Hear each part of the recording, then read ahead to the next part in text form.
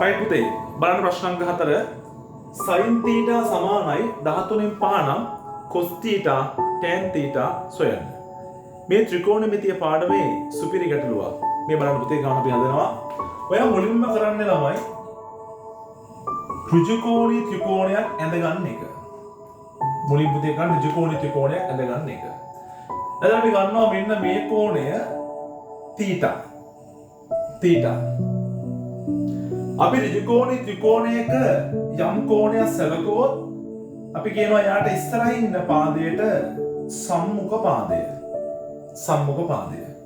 එතකොට මේ අංශක 90ට ඉදිරියේ ඉන්නේ කර්ණ පාදය. ඉතිරි වෙන පාදය බද්ධ පාදය.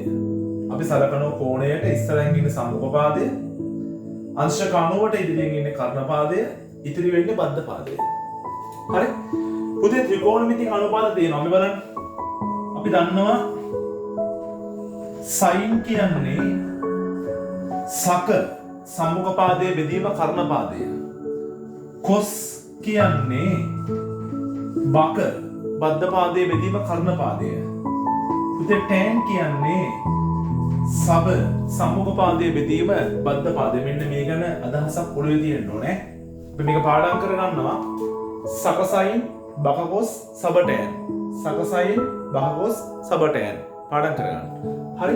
එතකොට පුතේ දැන් sin theta දෙනවා නම් හොඳින් තේරුම් ගන්න sin theta කියන්නේ සකනේ. එතකොට මේ 13න් 5 කියන්නේ තේරුම් ගන්න ඕන මේ 5 කියන්නේ සම්මුඛ පාදය, මේ 13 කියන්නේ කර්ණ පාදය. 13න් 5 නම් ඔය 5 කියලා කියන්නේ සම්මුඛ පාදයට, 13 කියන්නේ කර්ණ පාදයට. ඔයා තීටට අදාළව සම්මුඛ පාදය දාගන්නවා 5යි, කර්ණ පාදය දාගන්නවා 13යි. දැන් හොඳින් බලන්න. sin theta කියන්නේ 13න් 5 නම් මම මොකද කරේ? මේ 5 කියන්නේ සම්මුඛ පාදය, මේ 13 කියන්නේ කර්ණ පාදය. සම්මුඛ පාදය වෙදීම කර්ණ පාදය.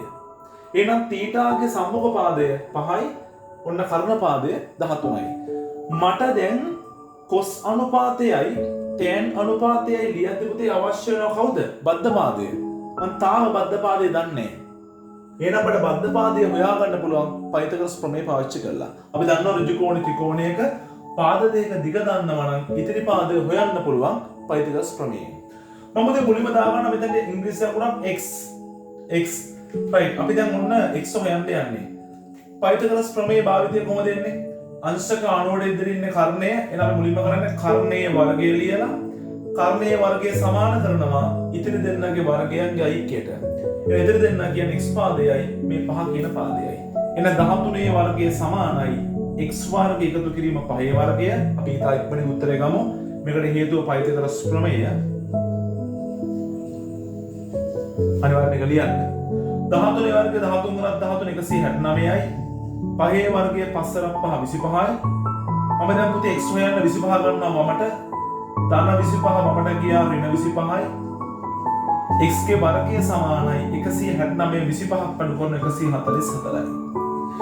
පුතේ ඊළඟට මම x හොයන්න x ගේ වර්ගය අයින් කරනවා. x ගේ වර්ගය අයින් කරද්දී වම් පැත්ත පුතේ වර්ගමූල වෙනවා. වර්ගමූල වෙනවා. බලන්න 12 වර්ගය 144 නම් අපි දන්නවා 144 වර්ගමූලය කීයද එන්නේ? 12යි. 12යි. එන x සමානයි 12යි cm. අපිට මේක මිනුමක් දුන්නේ අපි cm දාන්න අවශ්‍ය නැහැ. right ළමයි. එහෙනම් අපිට ඕන x වෙනවා විශාලත්වය 12යි. ඔයාට පුතේ දැන් පුළුවන් cos අනුපාත ලියන්න. cos theta. ඔයාට පුළුවන් tan theta. ඔය දෙක ලියා ගන්න. cos කියලා කියන්නේ බද්ධ පාදයේ බෙදීම කර්ණ පාදයේ බක cos. tan කියලා කියන්නේ සබ tan සම්මුඛ පාදයේ බෙදීම බද්ධ පාදය. එහෙනම් ඔයාලට තේරෙන්න ඕන පුතා thetaට අදාළ බද්ධ පාදයේ 12යි කර්ණ පාදයේ 13යි. එහෙනම් cos theta එනවා 12ට 13යි. ඒ කියන්නේ 13න් 12යි. thetaට අදාළ tan අනුපාතයේ සබ tan සයන්න 5යි බයන්න 12යි. එහෙනම් පුතේ ඔන්න අපිට එනවා 5 බෙදීම 12 12න්